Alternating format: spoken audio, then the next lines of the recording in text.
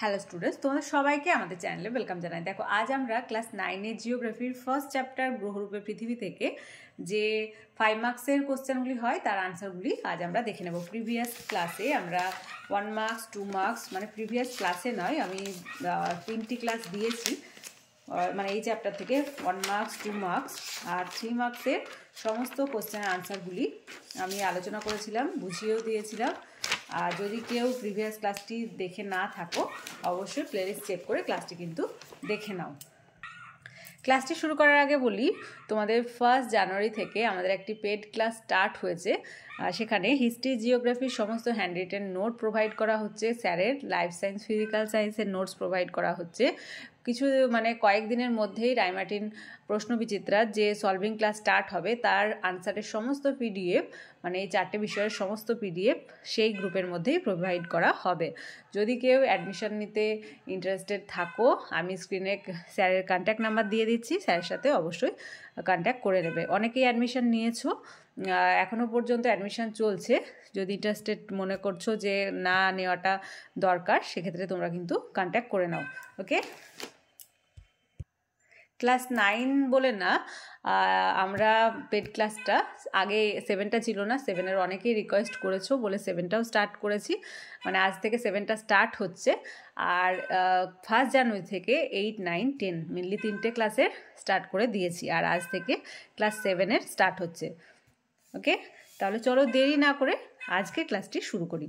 First question, পৃথিবীর অভিগত গোলক আকৃতির সপক্ষে প্রমাণগুলি উল্লেখ করো। ভীষণ ইম্পর্টেন্ট তোমাদের ফার্স্ট সামেটিভের জন্য। দেখো, পৃথিবীর অভিগত গোলক আকৃতির সপক্ষে প্রমাণ বলতে পৃথিবীর আকার সম্বন্ধে যে কটি মতবাদ প্রচলিত আছে তাদের মধ্যে অভিগত গোলক আকৃতির পৃথিবীকেও অনেকগুলি ঘটনার দ্বারা প্রমাণ করা হয়েছে। ফলস্বরূপ গোলীয় আকৃতির পৃথিবীর পরবর্তী ধাপে অভিগত গোলকরূপে পৃথিবীর আকৃতি ধরা পড়েছে। নিচে প্রমাণগুলি বিশদে আলোচনা করা হলো। যখন আমরা ব্রড কোশ্চেনের আনসার লিখবো, সেক্ষেত্রে আমরা ভূমিকাটা আগে দেবো। সে তুমি যাই লেখো না কেন, একটু টাচ করেও কিন্তু বেরিয়ে আসতে হবে। তাই ভূমিকাটা ফার্স্ট লিখলাম। এবার কারণগুলি দেখে নেব। ফার্স্ট দিয়েছি নিরক্ষীয় পরিধি ও মেরুরেখার দৈর্ঘ্যের তারতম্য। পৃথিবীর 2 মেরুর কিছুটা চাপা এবং নিরক্ষীয় প্রদেশ কিছুটা স্ফীত। এটা যদি নর্থ হয়, এটা হবে সাউথ। পৃথিবীর 2টো মেরু, এটা পৃথিবী ধরো, এটা হচ্ছে নর্থ উত্তর মেরু আর এটা হচ্ছে দক্ষিণ মেরু। তো কি বলছে যে নিরক্ষীয় উত্তর মেরু দুটো দিকই হচ্ছে কিছুটা চাপা, আর নিরক্ষীয় অঞ্চল, এটা হচ্ছে নিরক্ষীয় অঞ্চল, এই নিরক্ষীয় অঞ্চলটা স্ফীত, দ্যাটস মিন মোটা। ওকে, কিছুটা পৃথিবীর আবর্তনের ফলে যে কেন্দ্রাতিক বলের সৃষ্টি হয়েছে, আমরা কেন্দ্রাতিক বল যখন 2 মার্কসের কোশ্চেন করাছিলাম তখন কেন্দ্রাতিক বলের সম্বন্ধে আমরা জেনেছি, তাই আর ডিটেলে আলোচনা করলাম না। আর কি বলছে, কেন্দ্রাতিক বলের সৃষ্টি হচ্ছে পৃথিবীর আবর্তনের ফলে, আবর্তন মিন ঘোরার ফলে, তার ফলে পৃথিবীর নিরক্ষীয় অঞ্চল বেশ কিছুটা স্ফীত। এই কারণে যেহেতু কেন্দ্রাতিক বলের সৃষ্টি হচ্ছে, এই জন্যই কিন্তু নিরক্ষীয় অঞ্চলটা কিছুটা মোটা হয়ে যাচ্ছে। পৃথিবীর নিরক্ষীয় ব্যাস এবং মেরু ব্যাসের পার্থক্য 43 কিলোমিটার বা 27 মাইল। তোমাদের কোশ্চেন দেয়, শর্ট কোশ্চেন, যে পৃথিবীর নিরক্ষীয় ব্যাস আর মেরু ব্যাসের মধ্যে পার্থক্য কত? 43 কিলোমিটার। দেখো, নিরক্ষীয় ব্যাস ধরো আর মেরু ব্যাসের হচ্ছে 12,757 কিলোমিটার, আর মেরু ব্যাস হচ্ছে 12,714 কিলোমিটার। দুটোর মধ্যে মাইনাস করো, তার আনসারটা হবে 43 কিলোমিটার। নেক্সট পয়েন্টে চলে আসি, নিরক্ষীয় প্রদেশ ও মেরু প্রদেশের চাপের দৈর্ঘ্য। রয়্যাল একাডেমি অফ সায়েন্স 1736 খ্রিস্টাব্দে 66 ডিগ্রি উত্তর অক্ষাংশে ল্যাপল্যান্ড ও নিরক্ষীয় প্রদেশের কুইটো শহরে 2টি দল পাঠান। এই 2টি দল পৃথিবীর চাপের একটি ব্যবধানের দৈর্ঘ্য এই 2টি স্থানে এবং প্যারিসে একইভাবে পরিমাপ করেন। দেখা যায় মেরু প্রদেশের ল্যাপল্যান্ড চাপের দৈর্ঘ্য প্যারিস এবং নিকট সাওয়ান ব্যবধানের দৈর্ঘ্য অপেক্ষা বড়, এবং নিরক্ষীয় প্রদেশের কি বলছে, কুইটো শহর অপেক্ষা আরও বড়। এটি প্রমাণ করে যে পৃথিবীর চাপের দৈর্ঘ্য নির্দিষ্ট ব্যবধানে মেরু অঞ্চল থেকে নিরক্ষীয় অঞ্চলের দিকে কমে যায়। এর থেকে প্রমাণ হয় পৃথিবী একটি অভিগত গোলকাকৃতি। তোমাদের কোশ্চেন মাঝে মাঝে এসে থাকে যে পৃথিবীর আকৃতি গোলাকার, অভিগত গোলক আকৃতির কেন, তখন এই পয়েন্টটা লিখে দিলেও কিন্তু আনসারটা রাইট হবে। নেক্সট পয়েন্ট, পৃথিবীর সকল প্রান্তে ব্যাস ও পরিধি সমান নয়। আনসার লিখবে পৃথিবীর নিরক্ষীয় ব্যাস 12,757। তোমাদের নিরক্ষীয় ব্যাসটা মনে রাখবে, এত কিলোমিটার, মেরু ব্যাস হচ্ছে 12,714 কিলোমিটার। এই দুটির মধ্যে পার্থক্য কত? 43। আগেই জানলাম। পৃথিবীর আকৃতি অভিগত গোলক বলেই সকল ব্যাস সমান হয় না। যেহেতু পুরোটা যদি গোল হতো তাহলে কিন্তু অন্যরকম হতো, কিন্তু যেহেতু পুরোটা গোল নয় তাই সব দিকটাই কিন্তু সমান নয়। পৃথিবীর নিরক্ষীয় পরিধি মেরু পরিধি অপেক্ষা 100, দেখো এটা হচ্ছে নিরক্ষীয় পরিধি মেরু পরিধির মধ্যে পার্থক্য 135 কিলোমিটার বড়। যদি পৃথিবী সম্পূর্ণ গোল হতো তাহলে সকল ব্যাস ও পরিধি সমান হতো। যেহেতু অভিগত গোলাকৃতি পৃথিবী, এই জন্য কিন্তু সব দিকটা সমান হয় না। মেরু ব্যাসও কিন্তু ব্যাস বা পরিধি কোনোটাই কিন্তু সমান নয়। নেক্সট পয়েন্টে চলে আসি, ঘড়ির সময়ের পার্থক্য। 1671 খ্রিস্টাব্দে জন রিচার্ড পরীক্ষা করে দেখেন যে নিরক্ষীয় অঞ্চলে কেইন দ্বীপে, খুব ইম্পর্টেন্ট, কোন দ্বীপে পরীক্ষা করেছিল ঘড়ির মানে যে দোলন পরীক্ষা, সেটা হচ্ছে কেইন দ্বীপে। ঘড়ির কাঁটা স্লথ পথে ঘুরছে, অন্যদিকে সেই ঘড়ির কাঁটা প্যারিস শহরে সঠিক সময় দিচ্ছে, মানে অন্যদিকে একটা সময় দিচ্ছে আবার প্যারিসে আলাদা সময় দিচ্ছে। স্যার আইজ্যাক নিউটনের সূত্র অনুযায়ী যে বস্তু পৃথিবীর কেন্দ্র থেকে দূরে অবস্থান করে তার উপর পৃথিবীর মাধ্যাকর্ষণ শক্তির প্রভাব কম। স্বাভাবিকভাবে কেইন দ্বীপটি পৃথিবীর কেন্দ্র থেকে অনেক দূরে অবস্থান করছে এবং প্যারিস এবং অবস্থান পৃথিবীর কেন্দ্রের অনেক কাছে। পৃথিবী অভিগত গোলক বলে পৃথিবীর মাধ্যাকর্ষণ বল নিরক্ষরেখার কম এবং মেরুতে বেশি। তোমাদের কোশ্চেনও দেয় যে নিরক্ষরেখায় মাধ্যাকর্ষণ বল কম না বেশি? আনসারটা হবে কম, মেরুতে সবসময় বেশি হয়। লাস্ট পয়েন্ট, বৃত্তচাপের পার্থক্য। ফ্রান্সের রয়্যাল একাডেমি অফ সায়েন্স, কিটো, প্যারিস, ল্যাপল্যান্ড ওই তিনটি শহরে পৃথিবীর পরিধির একটি বৃত্তচাপের দৈর্ঘ্য নিপুণভাবে পর্যবেক্ষণ করেন। তারা দেখেন নির্ণীত বৃত্তচাপের দৈর্ঘ্য কিটো শহরে হ্রাস পেয়েছে এবং ল্যাপল্যান্ডে বৃদ্ধি পেয়েছে। এর থেকে তারা সিদ্ধান্তে আসে পৃথিবীর উত্তর দিক চাপা এবং নিরক্ষীয় অংশ ফোলা বা মোটা, যা পৃথিবীর অভিগত গোলাকত্বের প্রমাণিত হয়েছে। তোমাদের যদি অনেকেই আছে যারা অনেক বড় বড় কোশ্চেন রেডি করতে পারো না, সেক্ষেত্রে তোমরা শুধুমাত্র পয়েন্টসগুলো মুখস্থ করবে। এখানে যে পয়েন্টসগুলো দিয়েছি সেই পয়েন্টসগুলো শুধুমাত্র মুখস্থ করবে, সেক্ষেত্রেও কিন্তু নাম্বার ক্যারি করবে। ওকে, আর যারা পারে তাদের তো কোনো মানে অসুবিধার হওয়ার কথাই না। নেক্সট ইম্পর্টেন্ট হচ্ছে জিপিএস ব্যবহারের উল্লেখ করো। ভীষণ ইম্পর্টেন্ট তোমাদের ফার্স্ট সামেটিভের জন্য। জিপিএস কি আমরা 1 মার্কসের 2 মার্কসের যখন কোশ্চেন করছিলাম অনেক আগেই জেনেছি।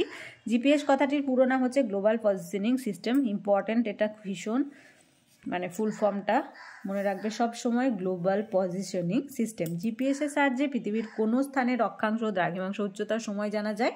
জিপিএস প্রযুক্তি ব্যবহারে সারা পৃথিবীতে জেট গতিতে বাড়ছে, কারণ দেখবে প্রত্যেকটা ফোন আমরা ইউজ করছি এখন, স্মার্টফোনগুলি, সেক্ষেত্রে কিন্তু জিপিএস আমরা ইউজ করি, এক জায়গা থেকে অন্য জায়গায় লোকেশন আমরা মানে ট্র্যাক করে যেতে পারি, তাই না?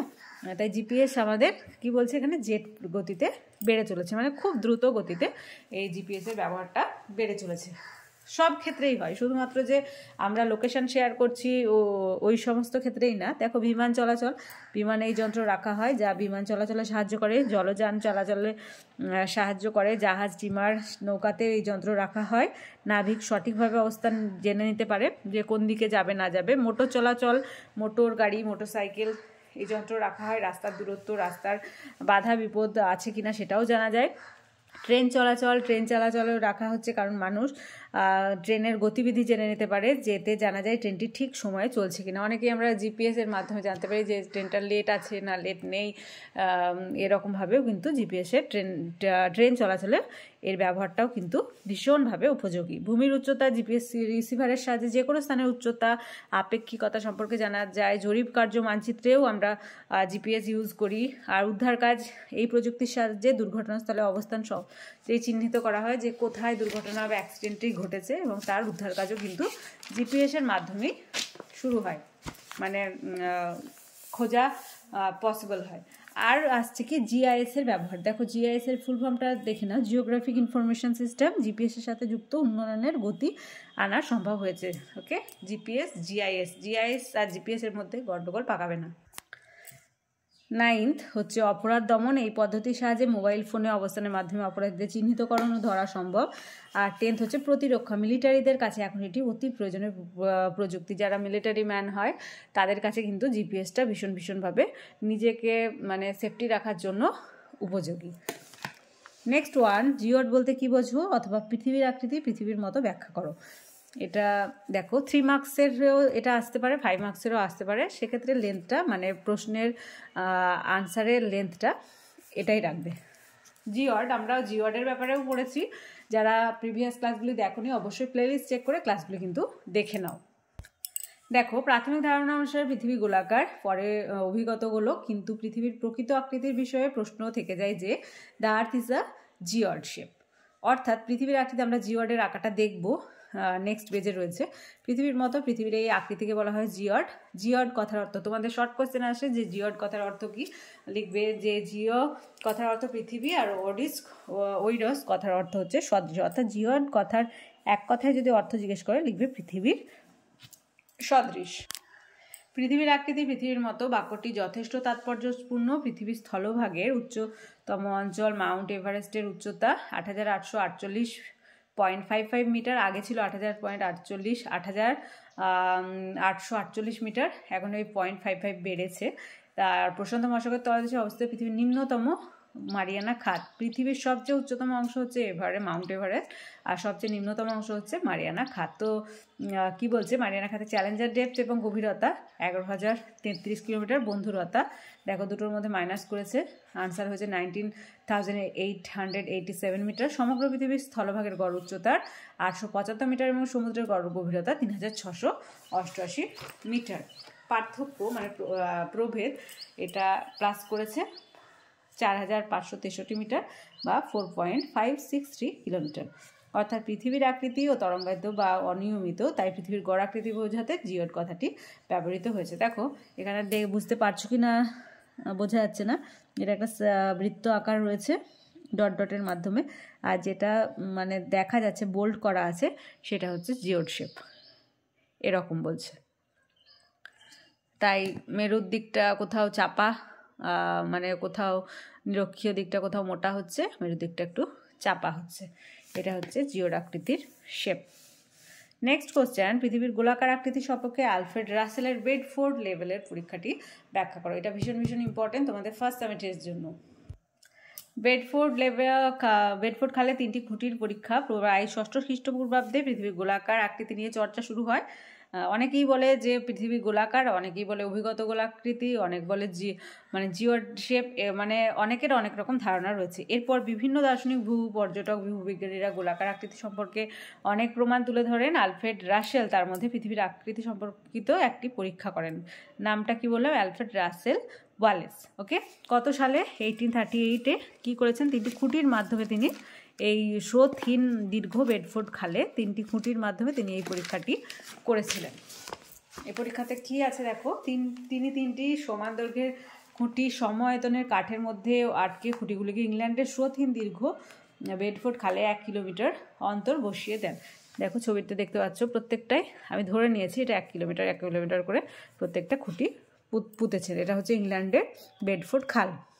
এরপর তিনি দূরবীক্ষণ যন্ত্র দিয়ে, এটা হচ্ছে দূরবীক্ষণ যন্ত্র, দেখো একটা চোখের আকারে আমি এঁকে দিয়েছি, যেখান থেকে তিনি লক্ষ্য করছেন যে পাশের দূরবীন দিয়ে প্রমাণ দেখছেন যে মাঝখানের খুঁটিটা পাশের 2টি খুঁটির তুলনায় একটু উঁচুতে অবস্থান করছে, কিন্তু খুঁটিগুলি সমান দৈর্ঘ্যের ছিল। এটা মনে হচ্ছে যে 2টি খুঁটি মানে সমান, কিন্তু মাঝখানের খুঁটিটা একটু উঁচুতে রয়েছে, তার দেখে কিন্তু এটাই মনে হচ্ছে। ওকে, এর থেকে আলফ্রেড রাসেল প্রমাণ করেন যে পৃথিবী গোল, কারণ পৃথিবী সমতল হলে 3টি খুঁটিকে সমান দৈর্ঘ্যে দেখাতো। যেহেতু সমতল নয়, এই জন্য 3টে খুঁটির মধ্যে মাঝখানের খুঁটিটা একটু উঁচু মনে হচ্ছে। ওকে, না একটা সমতলে পরীক্ষা করেছিল, এটা একটু সমতলে যখন ছিল তখন এটা পরীক্ষা করেছে। আর নেক্সটটাতে দেখো পৃথিবীতে যখন প্রমাণ করছে তখন দেখছে 2টো খুঁটির মধ্যে এটা হচ্ছে একটু উঁচু। তাহলে আজকে দেখো আমরা গ্রহরূপে পৃথিবী থেকে যে ব্রড কোশ্চেন হয় 5 মার্কসের, তার আনসার মানে যে কোশ্চেনগুলি হয় তার আনসারগুলি আমরা দেখে নিলাম। আজকে ক্লাসটি ভালো লেগে থাকলে অবশ্যই একটা লাইক দেবে, আর ভিডিওটি বন্ধুদের সঙ্গে অনেক বেশি করে শেয়ার করবে। আর ক্লাসে যারা প্রথমবার এসেছো তারা অবশ্যই চ্যানেলটি সাবস্ক্রাইব করে নিও এবং পাশে থাকা বেল আইকন প্রেস করে রাখবে, যাতে করে আগামী দিনের সমস্ত ভিডিও সবার আগে তোমাদের কাছে পৌঁছে যায়। আগেই বললাম 1 জানুয়ারি থেকে তোমাদের পেড ক্লাস স্টার্ট হয়েছে। হিস্ট্রি জিওগ্রাফির হ্যান্ড রিটেন নোট, তার সাথে স্যারের লাইফ সায়েন্স ফিজিক্যাল সায়েন্সের হ্যান্ড রিটেন নোট, যদি কেউ পেতে চাও আমি স্ক্রিনে স্যারের কন্ট্যাক্ট নাম্বার দিয়ে দিচ্ছি, অবশ্যই স্যারের সাথে কিন্তু যোগাযোগ করে নাও। শুধুমাত্র হিস্ট্রি, জিওগ্রাফি বা লাইফ সায়েন্স, ফিজিক্যালসের নোটস নয়, রায়মার্টিন প্রশ্নবিচিত্রার সমস্ত আনসারের PDF তোমরা কিন্তু সেই পেড ক্লাস বা পেড গ্রুপের মধ্যেই পাবে। সেটা হোয়াটসঅ্যাপের মাধ্যমে ক্রিয়েট করা হয়েছে। আর তার সাথে সাথে তোমাদের যা কিছু কোয়ারিজ আছে সেগুলোও কিন্তু তোমরা সেখানে বলতে পারবে, তার আনসারও আমরা সেখানে দিয়ে থাকবো। প্রত্যেকটা সামেটিভের আগেই তোমাদের সাজেশন প্রোভাইড করা হবে, সেই সাজেশন থেকে আশা করি তোমাদের খুব খুব খুব ভালো রেজাল্টও হবে। তাই দেরি না করে অবশ্যই অ্যাডমিশন নিয়ে নাও। তোমাদের সুবিধার্থে একটি টেলিগ্রাম গ্রুপ ওপেন করা হয়েছে, যদি সেই গ্রুপে কেউ জয়েন হতে চাও এই ভিডিওর ডেসক্রিপশন বক্সে লিঙ্ক দেওয়া থাকবে, সেখান থেকে তোমরা জয়েন হতে পারো। তাহলে এই পর্যন্তই, তোমরা সবাই খুব ভালো থেকো। Thank you.